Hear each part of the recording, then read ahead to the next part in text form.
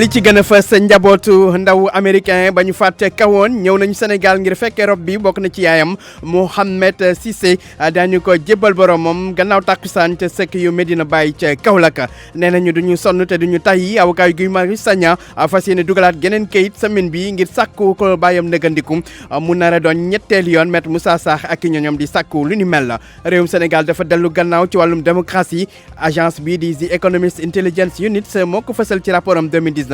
Sénégal nekk ci juróom-ñeenteelu place bi ci Afrique Seydou Gueye am xel ñaar ci rapport Forum Civil bi ñeel wàllum geex ci réew mi ministre conseiller bi yor wàllum jokkoo gi ca présidence de la République ne dañoo waxloo rapport boobu lu mu waxul Seydou Gueye doonoon tey ganu ko grand jury bitim réew ay jàppante waxtu wi ca réewum Gambie gannaaw manifester bu fois 3 years jot na di fay amal waxtu wi ñoom nag ñuy fàttali président Adama Barrow ne gor ca wax ja mu fekk nag jamono joju jàngoro ji di coronavirus gën di law gannaaw France ak Amérique benn cas yegg na léegi kon ca Canada ak benn nit bu amee feebar bi daañu ci teg xibaaru tàggat yaram gannaaw xibaar yi journal de la Ziara ak équipe bu RFM ba ñuy teewal ci xew-xewu diine boobu Seydou Nourou Ba ñu ngi lay nuyu. jërëjëf xaaj Ndiogou Diène yéen tam jaa ngeen jëf ci ànd ak déglu rajo Futurs Médias. ci kanam tuuti daa ànd ak yow ci journal bi lan nga nar a indi. waaw xaaj Ndiogou tey nag ci programme bi journal bi dina am li nga xam ne moom mooy reportage bu Salimata Aw amal ci docteur yi foofee nga xam ne dañ fay def ay consultation gratuite ña fay ñëw nag lu ci ëpp ñu ngay dem fa ñuy fajee lii di bañ ndax ñu ëpp li fi ñëw nee nañu daal fa ñu ne di ay gox yu laqatu daal jot ci docteur yi faj bañ dalee na jafe lool ba tey ci wàllu xibaar di ngeen am tam reportage kii du Mar Mbaw dem tasek ay ndaw yu jóge foofee ca Mauritanie jóge foofee ba fii ñëw fi di jaay lii di ataya suba bangoon du ñu toog waaye nag koppar yu bëri lañ ci am xaaj Ndiogou Diène. kon ba ci kanam Seydou ngir yàttal gi daan ñu ci kon Abdou Thiam moo nekk ci li ci moo nekkoon ci machine bi. mbokk yi ñu leen di nuyu dellu di rafetlu bu baax a baax seen ànd ak rajo Futurs Médias xibaar yi dañ koy door kon ak mbirum doomu Amérique bi di ndaw bi di mu Bassirou Cissé ñu gën ko xam ci ru Mouhamed Cissé ñu faat ko kan ci semaine bi foofa ca quartier Ganda Amady Diakho nekk ca Kawana moom moomu nag di taalibe Niassène daañu ko jébbal boromam te ji ci ngoon bu 5 heures jotee ci sëkk yu Medina Baye lañ koy denc yaayam nag ak i magam ak rakam yu góor ak jigéen ñoom ñëw nañu ngir fekkee rob bi bii la ñuy yegg ca Kaolack papa yi xale boobu nag di Abdou Aziz Cissé nga xam te ne moom gaañu métti la jël ci agression boobu ba léegi ma nga ñu téye kon ci hôpital El Hadji Ibrahima Niass bu Kaolack 1h tegal ñeenti minutes. ak RFM kumba tàggoo nag yéen. wax ci wàllum yoon ak mbirum Guy Marius Sagna avocat mi nag nañ ñu xeex bi dañ koy wëyal duñ ci sonn duñ ci tayyi tax xabar nee nañu ci semaine bii di tàmbali suba daañu dugal beneen kayit ngir daal di sàkku ñu may ko bàyyam nëgandiku mooy Guy Marius Sagna loolu nag gannaaw bi nga xam te ne chambre d'accusation daf leen bañalal lu ni mel ci talaata ji maître Moussa Sarr kenn la ci avocat yu Guy Marius Sagna. avocat bi yëpp daje nañ réunion ne dañuy déposer waat demande pour ñu bàyyi ko bàyyi nëgandiku semaine bii ñuy dugg muy à partir de demain incha allah ci semaine bii di ñëw daal dinañ ci dugal kayit googu pour sàkku juge d'instruction bi bàyyi ko ndax gi matale na charte yi yoon wax yëpp pour mu mën a am bàyyi nëgandiku su nekkul ne dañ ko téye ci leneen loo xam ne ñun xamuñu lu tax li yoon santaane lépp pour mu war a am bàyyi nëgandiku dajale naka matale na ko kon jàpp nañ ne war na ko am te am nañ yaakaar ne dina ko am li bàyyi ñooña moo ko war a bàyyi parce que ñooñu dañoo matale li yoon santaan te loolu ñooñu matale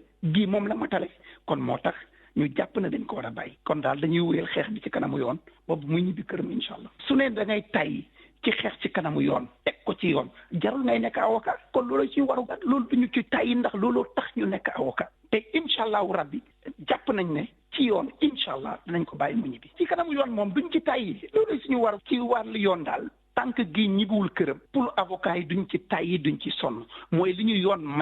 may ko Guy Marius Sagna dañ koy dem ci kanamu yoon di ko laaj te gëm nañ ne lu mu metti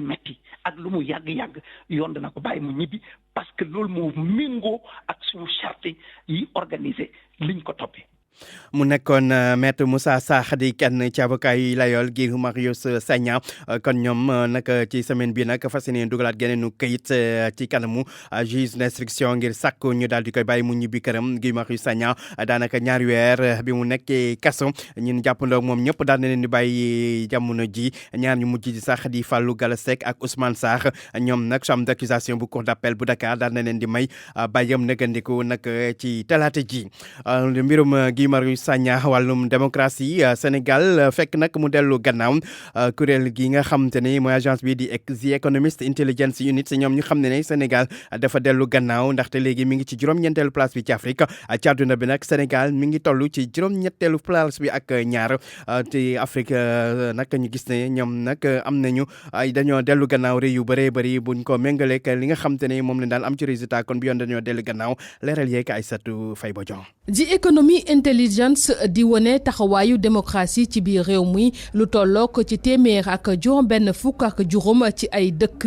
ñu daal leen xayma ci ñeenti poñ bokk na ci ñi nga xamante ne ñoom ñooy démocratie bu mat sëkk ñu war a taxaw ci juróom-ñett yi démocratie imparfaite ñu war a nekk diggante juróom-benn ak juróom-ñett démocratie hybride ñu nekk ci diggante ñeent ak juróom-benn waaye nag régime yi nga xamante ne wàllum dictature moo fay nekk ñoom motuñu sax ñeent Sénégal nag ci classement bi mu ngi ci démocratie bu diggu doomu ndaxte mu ngi am juróom poñ ci atum 2019 juróom-benn la amoon ci atum 2018 ca noonee sax mu ngi jël juróom-ñeenteelu place fii ci Afrique ci ginnaaw dëkk bu njëkk di Île Maurice Botswana Cap-Vert ak Namibie waaye tamit yeneen i dëkk suñu réew mi nag ñàkk na juróom-ñeenti place ndaxte mu ngi nekk ci juróom-ñett fukk ak ñaar ci rang mondial ba tey bu ñu sukkandikoo ci rapport bi Afrique da cee narmelu ndaxte score bu mu am niki ren ji dafa jéggi dayoo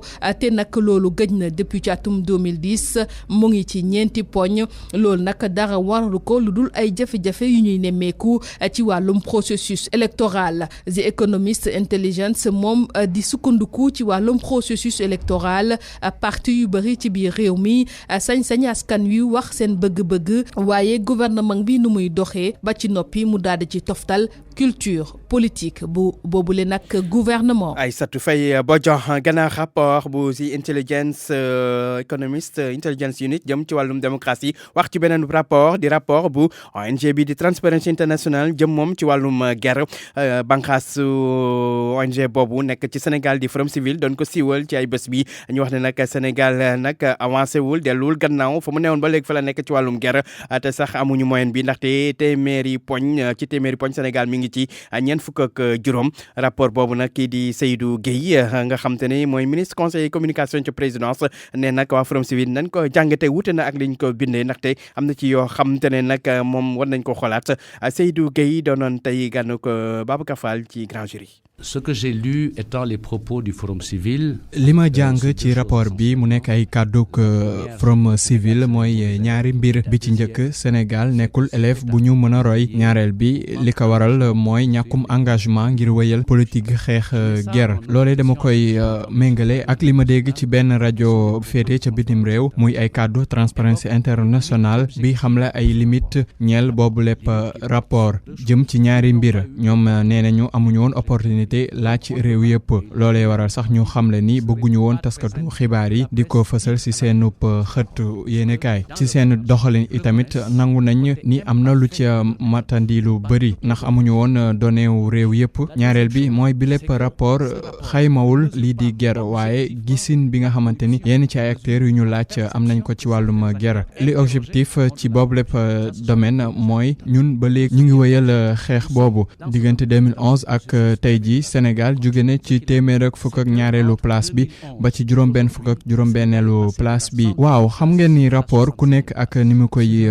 jàngatee man damay dem ca fa mu jóge te foofee mu jóge ñoom dañuy woote ñu ànd ci ak tey dama jàpp ni Birahim Seck ci rôlam la nekk dafa bokk ci ñi may tuddee ay acteurs yu yees ñoom nga xam te ni dañu bëgg am benn légitimité loolee waral ñuy revendiquer rôle yu yees yu ñuy am te loolee jàpp naa ni ay jéego la ñeel wàllum démocratie. Et ça, ce sont des évolutions de la démocratie. mu ne woon Seydou Gueye Abdoulaye Diop doon teg lay kàddoom Seydou Gueye di ministre conseiller bi ñu dénk wàllu jokkoo ca présidence de la république nekk tam ki yor kàddu ko parti bii di APR tey moo doonoon donc gannu ko grand jury ak Babacar Fall émission bi ngeen mën ko dégluwaat tey ci guddi bu 22h jotee kii di directeur bu ANAMO di agent national maison de l'outil di xam ne kër googu mi ngi ci guuta ndax ñàkkum koppar Maodo Malick Mbaye ne nag dañ ko seetaan tax nag ba liggéey ba mu waroon liggéey jamono ji am na jafe-jafe ngir liggéey ko mu wax lu ni mel nag ca ba ni jëbal ay matériel maison de l'outil ba nekk ca Mexe leeral ak Cheikh Anta Diop. ANAMO di ak agence boo xamante ne moom mooy toppatoo xëyam ndaw ñi lu jëm ci wàllu ay maison de l'outil nekk fii ci réew mi ki nga xamante ne moom mooy directeur général bi de ci ab daje bu doon amal fii ci Ngaye Mexe yëkkati na kàddoom ne jamono yi de agence bii di ANAMO ci lompañ la ñu jëm. moo tax nag ñun ñu profité di wax ni ñi ngi ñaan di tàllal suñu loxo l'état du Sénégal le ministère des finances ñu jàppale maison de l'outil parce que gis nañu moyens yi ñuy def yeneen structures yi pour ñu jox xale yi métier wala ñu fexe leen ñu am liggéey ñun joxuñu ñu genn wàllu googu parfois sax suñu budget du mat. directeur général bu ANAMO di fàttali na nag agence bii nga xamante ne moom la yor de daanaka ba ñu dooree liggéey ba léegi de am nañ ay ndaw ñu bëri ñoo xamante ne am nañ ci liggéey. bu président de la république dajale woon ñi mus a yëngu ci wàllu liggéey yëpp ci 7 ans yi mu ne na ku nekk wax li mu def ñu wóor nañ ñi bu ñu jiituwul it ñi ñuy raw du ñu bari ku dégg président de la république muy waxee ci conseil des ministres nga xam ni ministres yi ci gouvernement bi war nañu baral affaire yi. Mbaye Thiam nekk nag ab artisan fii ci Ngaye Mexe dëggal na ne maison de l'outil de lu baax la ci réew mi. lu ñu war a gën a yokk la fépp ci Sénégal ndaxte maison de l'outil dina am tey jumtukaay yoo xamante ni artisan yi dinañu mën a gaawal seen liggéey dina tax seen liggéey rafet. Ngaye Mexe nag ñuy gën a yëngu lu jëm ci wàllu artisan maire bi dëkk bi di Maguette Wade di wax ne am na sax ab centre de formation boo xamante ne lépp lu jëm ci wàllu der daañu ko tabax fii ci Ngaye Mexe waa Banque africaine de développement ñoom ñoo génne financement boobu mu toll ci 1 milliard ak 200 millions ak juróom fukk. RFM Thiès Cheikh Anta Diop. Cheikh Anta Diop dellu si fii ci Ndakaaru wax lu soxal wàllu njàng mi ak ndaje bi woon démb diggante waa G7 ak nguur gi di ndaje boo xam te ne jurul dara waa G20 ne loolu bettu leen ndaxte nguur gi dafa nekk di tendeefal jamono ji ñoom waa G20 tàllal loxo sax waa G7 ne nag pour ñëw àndandoo di xàccandoo di dóorandoo di loo xam te ne waa G7 nangu nañ ko Abdoulaye Diop. laji bi nga xamante ni ndaje diggante G7 ak gouvernement bettul benn yoon G20 li ko taxoon a jóg mooy dakkal grève bi te du am benn avancement Dambodj mooy coordonnateur bu G20. gouvernement bi li mu bëgg def ay pexe pour pousse leen ñoom ñu lever seen mot d'ordre pour que ñu wàññi dooley xeex bi loolu mënta nekk. li ñu intéressé mooy ñu fexe ba nga xam ne moom mooy rëq-rëq ci ni ñuy fayee liggéeykatu nguur gi ñu koy wax système de rémunération bi nga xam ne dafa am bot di compte bu ci am li ñu waxoon mooy nañ ko tiri jaarale ko ci yoon waaye def seen rencontre woowu ñu fa ministère des finances woo waa ministre yoo xam ne toog di waxi kese kooku ñun taxul jàngalekat yi dakkal grève bii. secrétaire général bu CUSEMS authentique di woo ca beneen wàll ba waa G7 bëgg ñu boole seenub doole ngir wàññi loxo nguur gi mu nangu seenub sàkkuteef jëm ci wàllum rémunération bu fonction publique. depuis sunu premier plan d'action ci lañ commencé wax ne pare nañ ñun pour ànd ak G7 parce que loolu la jàngalekat yi bëgg te comme ñun jàngalekat yi rek ñoo ñu intéressé kon ñun ñu ngi wax waa G7 ñun ñoom bu fekkee xeex bii lu ñu gëm la et que pare nañ pour xeex pour que ak yelleef jàngalekat yi ñu salfaañoo ñu mën koo saafara ñun waa G20 pare nañ pour toog ak ñoom pour ñu lënkale doole ji pour ñu jàmmarloo bu gaaw ak nguur gi. groupe syndicat bi ci gën a ëpp doole di G7 ne ubbeeku nañ ci boobu lépp woote Sawru Sène moo jiite boobu léegi kuréel. boole doole gi moom je crois que lu am la ba pare parce que gis nañ ñun bu ñu décrété le 22 ak le 23 waa G20 nee nañ seen camarade nañ suivre. Je crois que comme nous sommes le G7 mais les camarades là du G20 peuvent s'adresser à nous de façon officielle. ñu xool comment on va l'apprécier. G7 amaloon nañ ab grève totale toftal ci ab doxub ñaxtu ci réew mi yëpp alxames bi ñu génn G20 ñoom ab débrayage la ñu amaloon. fukki fan ak ñeent ci weeru janvier. Abdoulaye Diop G7 ak G20 nekk ci yëngu-yëngal waajuru ndongo yi di leen di ñaan ñu taxerlu wéyal waxtaan yi diggante nguur gi loolu nag ñi yëkkati kàddu ñu mel di waa UNAPES Union nationale des parents d'élèves du Sénégal njiit la Abdoulaye Fane ci jokkoom ak Abdoulaye Diop. amul échec ndaxte peut-être déjà le fait que rek ñu dal di daje ba waxtaan déjà je crois que comme ni ko tubaab yi waxee le fil du dialogue n'est pas encore rompu.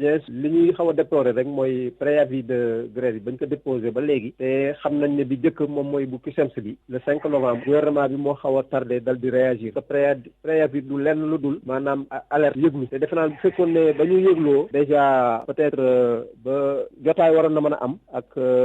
gouvernement bi bu ko defee ñu jéem a seet point yi nga xam ne yi moom mooy point de désaccord yi ñu mën ci vraiment dal di discuter ba mën a stabiliser ma ne du échec parce que du syndicalistes yi mën na am je crois peut-être ñu bàyyi xel ci loolu ba suspendre seen mot d'ordre de grève en attendant que discussion yi continuer il y aura des rencontres sectorielles donc loolu daal moom moo li nga kii démb xawoon na metti waaye nag am nañu yaakaar daal peut-être mën na am saafara loolu la.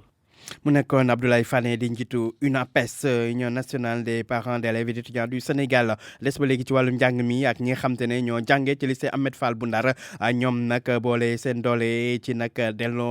dellu Ndar li ñu bëgg nag mooy jàppale l'école boobu mu daal di soqaliku fay yar wax nañ tamit ay kàddu jëm ci wàllum yar gi war a am ci gune yi rawatina ñii di élèves yi.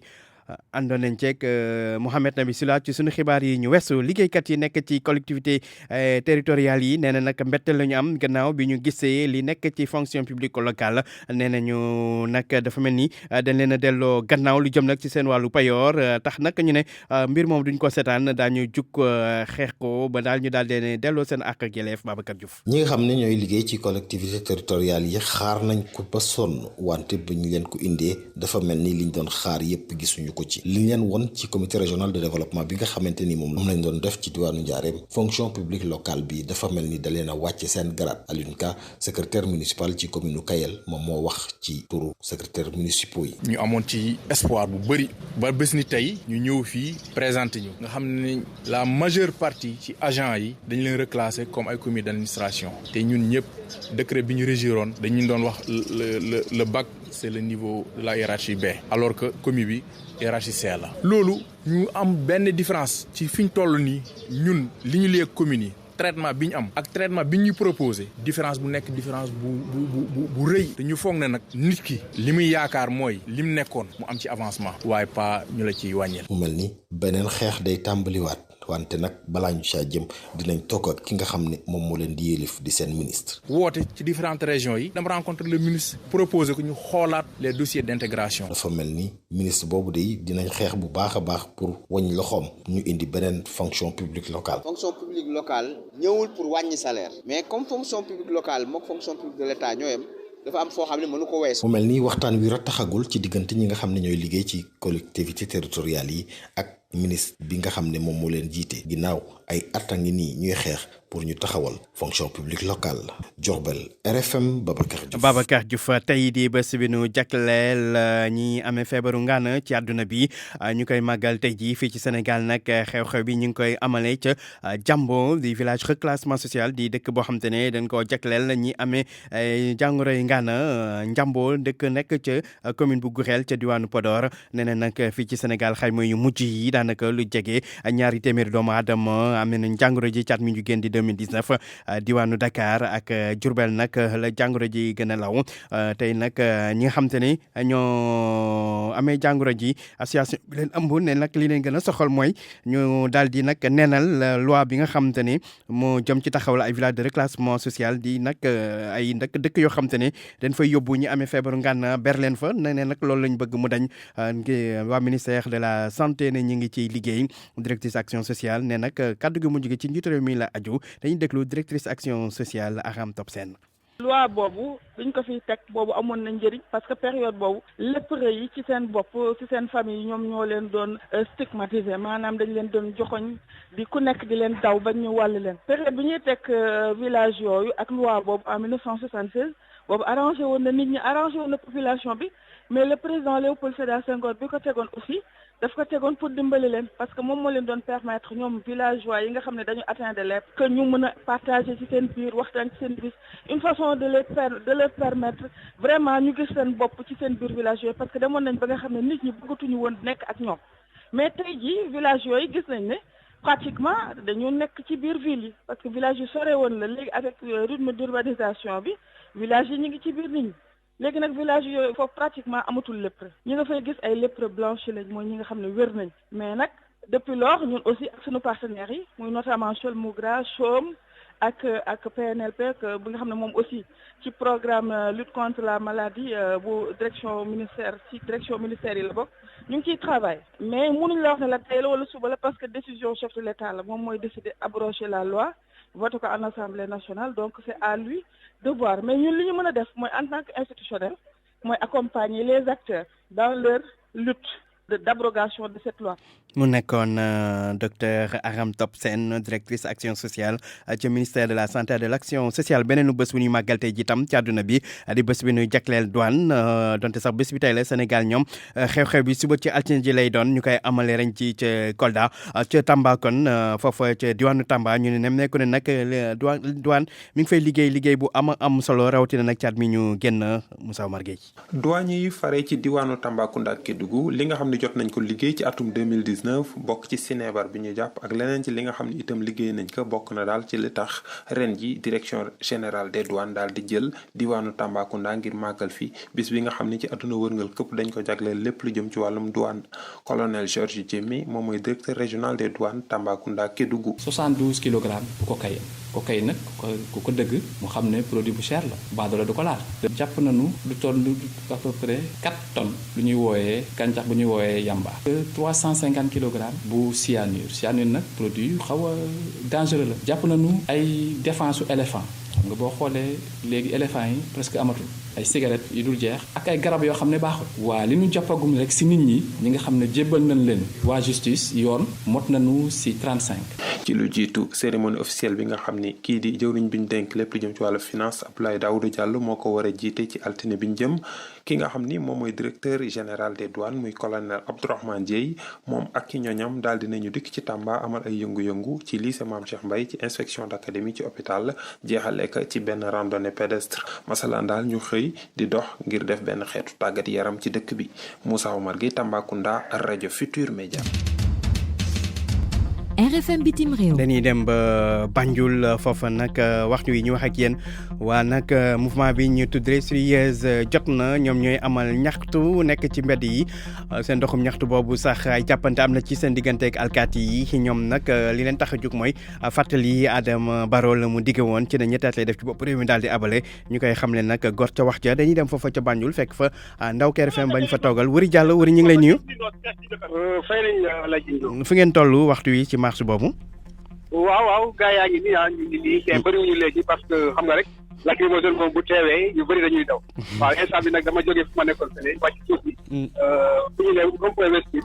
dina koy xool policier ñoo gën a bëri am na tamit nag ñi nga xamante ni jot na ci gaa yi pour si def lépp ngir jàppale leen ñu mën a fay. waaw loolu la ci mën a jàpp tool yi. yow maanaam doole bi voilà doole bi wàññeeku na bu bëree bëri. ñu ngi léegi voilà. léegi ñoom nan lañ fas yéene def gannaaw léegi nag lu ñu nar a def ñoom. waaw xam nga may ñu leen sax temps fu ñuy taxawee di waxtaan di jël ay plan di xanaa loolu. peut-être suba wala gannaaw en tout cas en suivre lañ koy mën a wax. dañ leen tasaare man ko dañ leen tasaare kon.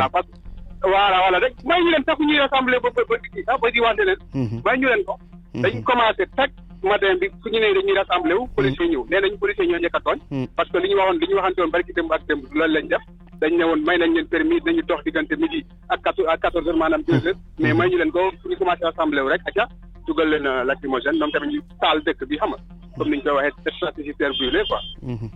ba lacrymogène laalu la daal. ah ben sonal na ma bu baax sonal na ma maa ngi nii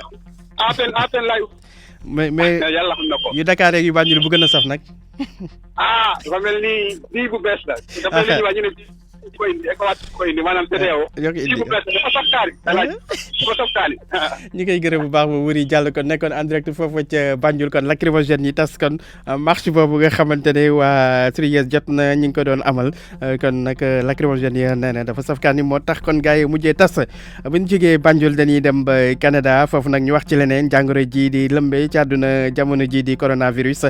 jógee Chine nag laal Amérique laal France ba sax ca Canada am na benn nit boo xamante ne am na jàngoro ji dañ fay dem fekk fa ndaw lañ toogal foofu la ca Montréal Mamadou Aïcha Ndiaye. gannaaw juróom fukki nit ak juróom ñett yi nga xam ne ki faatu nañ ak lu tolloog ñaari junni ci ñi nga xam ne yaakaar nañ ñu yor nu feebar boobu réewum Canada nag ràññeeku na depuis démb ne am na benn feebar boo xam ne bii ci la ñuy tuddee coronavirus bu jógee ci wàllu Chine dugg si na ci biir réew mi ki siwal xibaar bi nag bokk na ci ñi nga xam ne ki moo di jëwriñ ju ñu dénk lépp lu jëm ci wàllu wér-gu-yaram ci askan wi nee na daal nit ki ko fi dugal mi nga jóge woon Chine dëkk buñ naan waan mu nga nag ca hôpital bi ñuy tuddee Sunnybrook fële ca Toronto li ñuy jàpp rek moo di am na ci laboratoire boo xam ne daal gëstu na ba xam ne daal méngoo naag feebar bi ñuy mel li ci bees nag moo di ñu xaar nag fii ci ayubis gi di tàmbali laboratoire microbiologie ba nekk ci Winnipeg mën leen a indil firnde ci nga xam ne kii moom moo di feebar boobu tey faat doomu aadama yu bëri ci réewum Chine dugg si fii ci Canada di doon jokkoo ak yéen fii ci Montréal di Mamadou Aïcha Ndiaye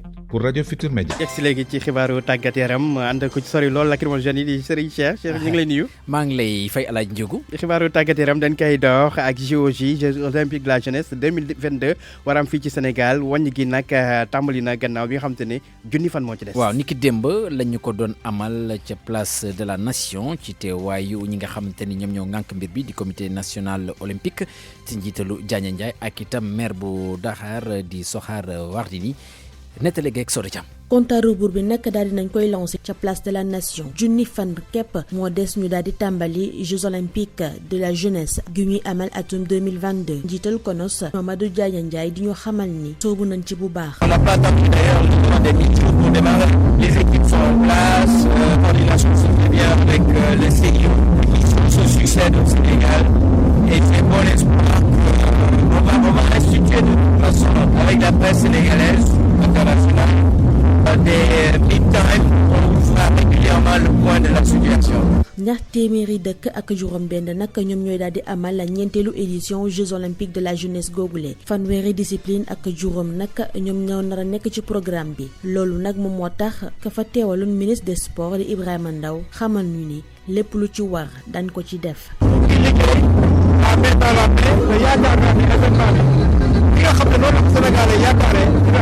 maire ville bu Ndakaaru nag moom dafa daal di jàpp ni événement bi daar nañ ci war a jukk ndaxte guuleet la nar a doon ci Afrique gi yëpp Soham El Wardini. war yi ñuy def ndax dëkk bi gën a set ndax bu am ay kat ci dëkk bu ñu naan dëkku teraanga la dëkk ba war naa set ba bu gar yi ñëwee dara ñu ñooy reproché sas bu diis la diis na waaye diisul ndax nit bëgg rek ba ci yàlla dimbalee mën na koo def te yaakaar naa ne ñu ngi ci yoon wi danañ ci yegg bu soobee yàlla. ci googu leen ndaje nag bëri woon na ay autorités yu ko teewee woon gis nañ itam ni artistes yu bëri teewee woon nañ ko ndaje ma nag ña ngi ko daal di ndar kàppee ak concert en live bu Wally Ballago Seck.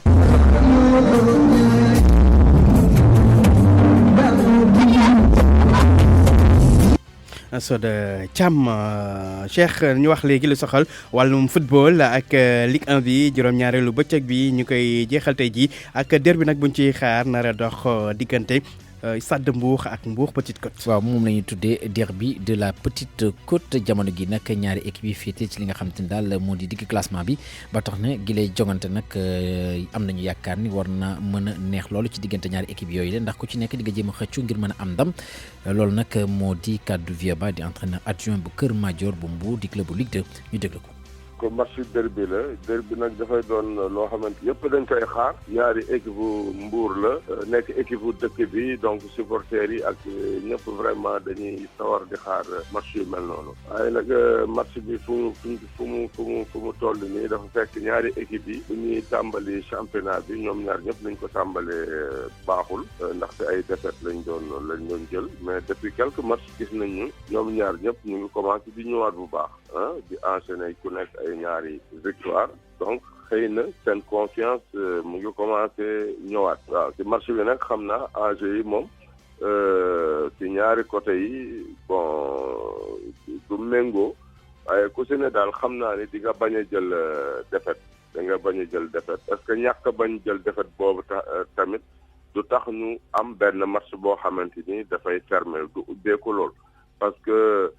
ñaari équipe yi toujours bu ñuy tajee booy xool score bi nga xamante soit dafay doon ay 1-0 wala ay 0-0 moom moo ëpp ci match yi nga xamante ni lié na ñaari équipe yooyu depuis quelques 4 à 5 années yi weesu quoi donc sama xalaat rek mooy est-ce que du doon match boo xamante ni maanaam ñoom ay équipe yu timoore yu ragal a jël ay initiative loolu daal xaw naa ko ci ragal tamit. ñu jàpp ni googule match dinañ ko daal di amal tey jii ci ngoon 16h30 stade Caroline Faye diggante stade Mbour ak Mbour Petite Côte ca stade Amadou Barry bu Guédiawaye 16h30 ba tey Douane dana fa tas ak ñi di waa Jàmbaar ca Ziguinchor stade Aline Sitoé Diatta googule waxtu diggante Casa Sport bu Ziguinchor lay daal di doon ak Génération Foot stade Lat Dior bu Thiès tey jii ci ngoon 18h Cneps Excellence bu Thiès dana fa tas ak ñi di waa AS Pikine ni ki démb nag ci ndorteelu gi journée Dakar Sacré-Cœur dafa daal di ñàkk 2-0 ci diggante mag Jaraaf bu Dakar Teungueth FC gën a dëgëral taxawaayam ci place bu njëkk bi gannaaw ndam bi nga xamante ni moom itam am na ko démb ci diggante mag Ñaambur bu Louga 3-2 bu loolu weesoo ñu daal di waxtaane Ligue 2 bi itam ñoom ñi ngi seen 7e journée tey jii ci ngoon ci stade Lat Dior bu Thiès 16h30 Amitié FC dana fa tas ak ñi di waa EJ Fatick stade Alassane Djigo bu Pikine 16h30 Renaissance dina fa tas ak ñi di waa Union Sportive bu Ouakam ca Guédiawaye GFC moo fay tas ak ñi di waa Duc ci stade Ndiarème stade Ngalandou Diouf bu Rufisque 16h30 Port ak Africa Pomo Foot stade Lamine Gueye bu Kaolack 16h30 Sonacos bu Bawal moo fay tas ak ñi di waa Thiès FC stade Massène Sène bu Fatick 16h30 tey yi ci ngoon diggante jamono lay daal di doon ak Linguère bu Saint-Louis jàppale nag yëf yi démb la ñu ko daal di doon Demba Diop moom daal dina am ndam Demba Diop FC bu Mbour daal na am ndam ci diggante mag Kër Madior benn bal ci dara alaaji. léegi dañuy dem ba bitim réew championnat yi door ko ak France. waaw France danañ yeggale ni ki tey jii seen 21e journée 14h Lyon ak Toulouse dañu daal di tase 16h Bordeaux moom dana fekki Nantes ci dëkkam 20h diggante Lille ak Paris Saint-Germain lay daal di doon PSG féetee ci place bu njëkk bi moom nag dana mën a roppi ñi nga xam te ne du waa Olympique bu Marseille mi nga xam te ne démb ci Vélodrome ca ndëkk dañoo daal di match nul ak Angers 0 but partout ñu daal di wax ci geneen championnat moo di championnat bu Espagne 21e journée tey jii ci ngoon Real Madrid 20h dana fekk Valladolid ca dëkkam bu ci amee ndam nag dana foqati place bu njëkk bi ci FC Barcelone mi nga xam te ni démb dafa daal di daanu ci diggante mag Valence ñaari bal ci dara ci Italie itam foofu dana am ay jongante jàppale ni tey jii ci ngoon nag ñu mën see lim jongante ko nar a dox diggante Napoli ak Juventus ci bu 19h jotee geneen championnat moo di championnat bu Allemagne ñoom itam ñu ngi seen 19e journée tey jii ci ngoon Werder Bremen dana tase ak ñi di waa Hoffenheim ci bu 14h30 jotee 17h Bayer Leverkusen ak Düsseldorf itam danañ dal di tase ndiki dem nag ñi di waa Bayern Munich gën nañoo jege li nga xam te ne daal moo di première place bi gannaaw ba ñu amee ndam lu yaa juróom ci dara ca diggante ak Schalke 04 Leipzig moom moo féetee ci place bu njëkk bi waaye démb dafa daal di kon bokk ñàkk diggante ak Francfort 2-0 niki ajuma gi ci ndorteelu gi lay championnat 19e journée bi ci Allemagne Dortmund dafa daal di am ndam 5-1 ci diggante mag ñii di waa Cologne ak doublé bi nga xamante ni doomu Norvège bi di Haaland jot na ko dugal moom nag gannaaw ba ñu ko jëndee ñaari match cote la daal di joué ñaari match yëpp remplaçant la dugal waaye jàppale ci ñaari match yooyu mu jot a football jot naa dugal lu tolloo ko juróomi but. jaajëf Diogu Diène ci micro bi àndoon ak Abdou Thiam ci machine bi léegi-léegi kan ni leen ko waxee dañuy dem ca Zawiya Seydou Nourou Tall fekk fa équipe RFM ba fa nekk journal de la Ziara Seydou Nourou ba lañ ci àndal. mbokk yi dal leen jàmm ci ñeent fukkeelu édition ziara annuelle bi ñu jagleel Thierno Seydou Nourou Tall ak Thierno Mountaga Tall.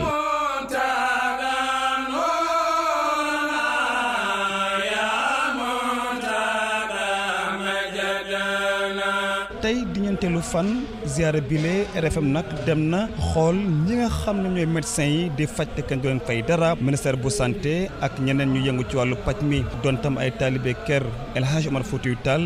ñoo ngi ci mbir mi bëri na ay service waaye bi ñu gën a soxla mooy biy faj ay bëñ ndax ñi fi ñëw bëri ñoo xam ne fa ñu jógee jafe na jot ci paj mi ci wàllu bëñ reportage Salimata Aw. fotalu ci ginnaaw mausolée bi seen ay nit yu rang-rang yu gudd loole ci kanamu bus bi nga xamante ni moo nekk salle consultation bi assistante bi di woo ñi nga xamante ni ñoo bindu. Omar Ba la wax. si ndorteelu ziyaara ba léegi bus bi moo ëpp consultation wekki bëñ yi bokk na ci li ñu gën a def bañ tàmbalee ba léegi. consultation bi moom vraiment macha allah lu baax la am na ñi nga xamante ni amuñu doole léegi bu ñu ko defee comme ça mun nañu profité ñu ñëw te boo xoolee ñoom ñëpp dañoo yor feebar bëñ léegi comme ça lii moom macha allah ñoom bu ñu ñëwee dañuy def consultation ba pare bu ñu xoolee bëñ yi su fekkee dañ koy dindi après ñu jox leen ordonnance comme ça bu ñu naanee ñu dindi ko.